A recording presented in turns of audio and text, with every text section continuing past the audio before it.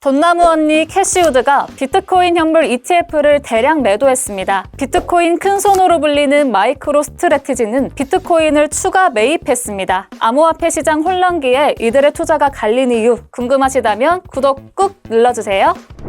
캐시우드가 이끄는 아크 인베스트먼트는 지난달 25일 종가 28.22달러를 기준으로 23만 7,983개의 프로쉐어즈 비트코인 전략 ETF 비토를 매각했습니다. 총 거래 규모는 670만 달러, 하나로 약 90억 원이네요. 앞서 아크 인베스트먼트는 지난해 말 단기 투자 목적으로 400만 주 이상의 비토를 매입했죠. 이후 지난 1월부터 비토를 지속적으로 매각해왔으며 남은 주식을 이번에 처분했는데요. 업계는 이번 거래가 암호화폐 시장 역학과 규제 변화에 대응하기 위한 전략적 움직임이라고 평가했습니다. 반면 비트코인 낙관론을 더욱 강화하는 기업도 있는데요. 마이클 세일러 마이크로 스트래티지 회장은 지난달 30일 한 달에만 총 780만 달러, 하나로 약 107억 원을 투자해 총 122개의 비트코인을 추가 구매했다고 발표했습니다. 이로써 마이크로 스트래티지는 평균 구매 가격 35,180달러로 총 21만 4,400개의 비트코인을 보유하게 됐네요. 미국의 비트코인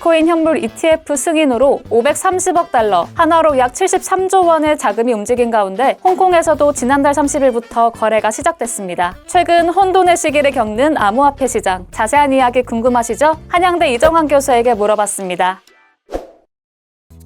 비트코인 가격은 이제 수급에 의해서 결정이 되게 돼 있고요. 지금 비트코인이 전체적으로 봤을 때 95% 이상 공급이 완료된 상태이기 때문에 수요 측 요인에 따른 가격 요인 변화가 굉장히 심하다라고 보시면 될 것 같습니다. 일반 주식하고 굉장히 다른데 일반 주식은 펀더멘탈이라고 이야기하죠. 현금 흐름을 바탕으로 해서 밸류를 측정하고 이 밸류가 어떻게 되는지에 대해서 저평가냐 고평가 논의를 하는데 비트코인 자체는 이미 이제 옛날 기술이기도 하고 대단위 거래를 어떻게 하면은 기능적으로 수행할 수 있는 기능들도 없고 업데이트도 어려운 이런 상황들이기 때문에 사실상 펀더멘탈이 없는 자산이라고 보시면 될 것 같고요. 그렇다는 이야기는 어떤 얘기냐면 단순히 수급에 따라서 가격이 결정될 것이다 라고 보시면 될 것 같습니다. 이 수급 요인이 아무래도 인플레이션이라든지 금리 등에 대해서 굉장히 민감하게 반응할 수밖에 없고요. 결국 수급이란 것의 근원은 이제 가상자산 시장의 어떤 활성화인데 가상자산 시장 활성화가 되려 그러면 결국은 금리가 좀 낮아져야 되는 이런 상황들이 발생하고 있어서 그렇다라고 보시면 될 것 같습니다. 비트코인 이외의 나머지 가상자산들은 사실은 기술적인 영역에 가깝고요. 기술주라고 생각하면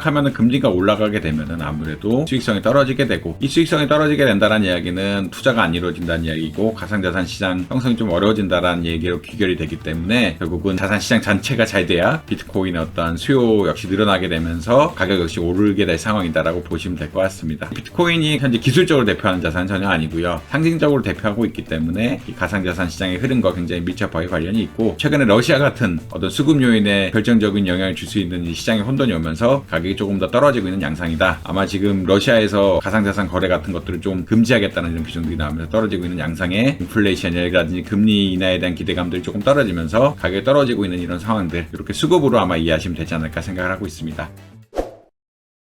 오늘 더구루에서 준비한 소식 어떠셨나요? 더 자세한 내용이 궁금하시다면 더구루 홈페이지와 유튜브 구독을 통해 만나보시기 바랍니다.